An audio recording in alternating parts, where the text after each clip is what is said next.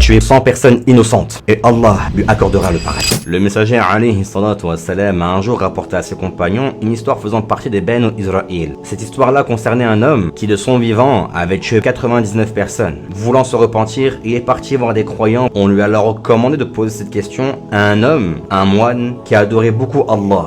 Notre protagoniste est donc parti voir ce moine en question et lui a dit « J'ai tué 99 personnes innocentes dans ma vie, penses-tu que Allah puisse me pardonner ?» Ce moine lui a ri au nez et lui a dit que non, ce n'était pas possible. Pris de colère, cet homme-là a donc rempli la 100e personne avec le meurtre de ce moine en question. Mais voulant vraiment se racheter auprès d'Allah, il a encore exposé sa situation à d'autres croyants et qui lui ont recommandé cette fois-ci un homme de science. Et cet homme de science, lorsqu'il était exposé à cette situation, lui a dit « Qui peut empêcher Allah de te pardonner? Mais pars de cette terre, va dans tel contrée à la place. Les pieux sont plus nombreux, adore Allah avec eux et ne reviens pas ici. » L'importance de la science est soulignée à ce moment car la première fois cet homme était parti voir une personne qui adorait beaucoup Allah et la deuxième fois une personne qui était savante. Et c'est pour ça qu'il est très important pour toi également d'apprendre ta religion correctement. En cliquant sur le lien qui est disponible dans ma bio, tu pourras dès maintenant t'inscrire à l'Institut Sened qui propose des cours de fiqh maliki avec un cours chaque semaine, des replays, des rediffusions, des réponses à tes questions disponibles 24 heures sur 24. Clique sur le lien qui est disponible dans ma bio pour pouvoir t'inscrire dès maintenant. Cet homme-là se mit en route vers cette contrée et sur le chemin, la mort vint à lui. Alors que les anges du châtiment et les anges de la miséricorde voulaient prendre son âme en même temps, ceux du châtiment disent « Il n'a jamais fait de bien » et ceux de la miséricorde leur répondent « Il était en chemin vers Allah, repentant de tout son cœur. » Allah envoya un ange sous forme humaine pour trancher entre les deux camps et leur dit « Mesurez donc la distance de la terre à laquelle il était le plus proche. » Et étant donné qu'il était plus proche de la terre pieuse, des anges de la miséricorde prirent son âme et dans d'autres versions il nous a été rapporté que c'est Allah qui a fait en sorte que la terre pieuse se rapproche de cet homme qui venait de mourir, car Allah voulait vraiment l'accueillir parmi les repentants.